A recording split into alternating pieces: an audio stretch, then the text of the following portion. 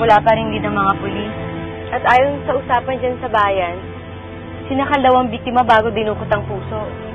Ang babaeng impacta. Ibig sabihin niluwal na siya ng kawalan. Nandito na siya. Babaeng impacta? Minsan ang nakalaban ni Darna ang babaeng impacta. Nanganak na may bukol sa likod ang babaeng impacta. Inakala ng lahat na isa lamang siyang tuba. Ang hindi nila alam, may kakambal ang babaeng impacta. May kakambal na halimaw. Ang halimaw ang nag-uudyok sa babaeng impacta na maging masama. Ito ang nagtutulak sa kanya para pumatay. Pilit man niyang labanan ang bulong ng halimaw, hindi rin niya magawang tanggihan ang mga utos nito. Hanggang sa... Ang sabi mo sa akin, hiwalayan mo na siya. Nilodoko mo lang ata ako eh. Hindi. Talaga namang makikipagkalas na ako sa kanya eh. Bigyan mo lang ako ng konti pang panahon. Alam mo namang wala akong trabaho ngayon at siya lang yung inaasahan ko. May perang iniwan sa kanya mga magulang niya. Pero ikaw pa rin talaga yung mahal ko.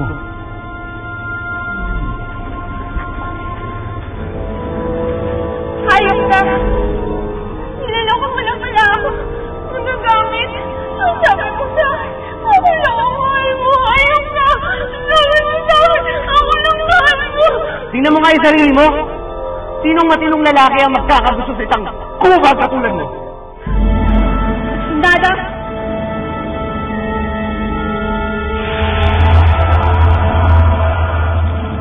Anong sabi ko sa'yo?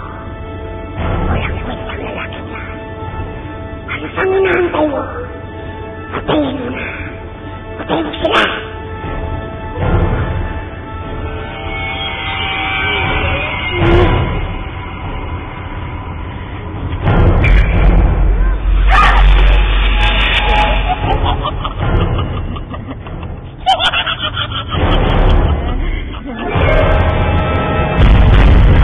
Taglay na lakas ang babaeng impacta.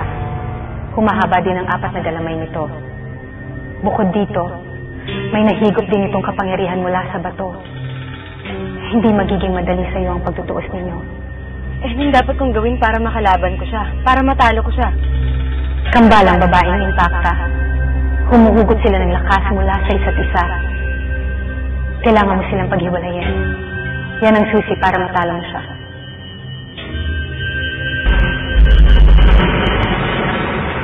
Lumalot na ang kadiliman sa mundo.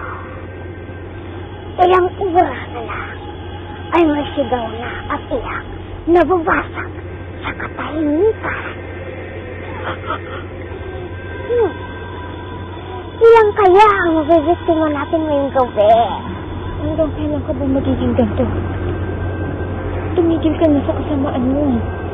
Hindi lang ako ang nag-aasik ng labing mo. Kasama kita. Ako nga ang sumakal sa mga lalaki doon. Pero, ikaw naman ang dumukot sa kanilang mga puso. Katulad na lang ng ginawa mo noon. Kay Toto. Ayoko nang pag-usapan mo si Toto. Kinalimutan ko na siya. Oh? Talaga? Nakalimutan mo nga ba talaga ang ginawang pangluluko sa iyong lalaki mo? Pinakasa ka niya at pinaniwala ka niya, mahal ka niya. Pero ang totoo, pera mo lang ang gusto niya. Tama na. Tama na. Ikaw naman kasi ang tanga-tanga mo. Sinabi ko lang sa'yo na walang ibang magmama sa'yo kundi ako. Ako lang, Roma. Dahil sa akin, hindi ka na mag-isa. Lagi tayong magkakasama. At kailanman, hindi na tayo magkakahiwalay.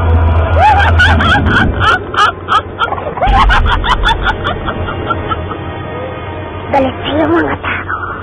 Pinagtatawanan ang kanila. Pinanggigirian. Ang tingin nila sa'yo. Isa kang halimaw. Pero silang mga halimaw ang dapat kanila. Mamatay.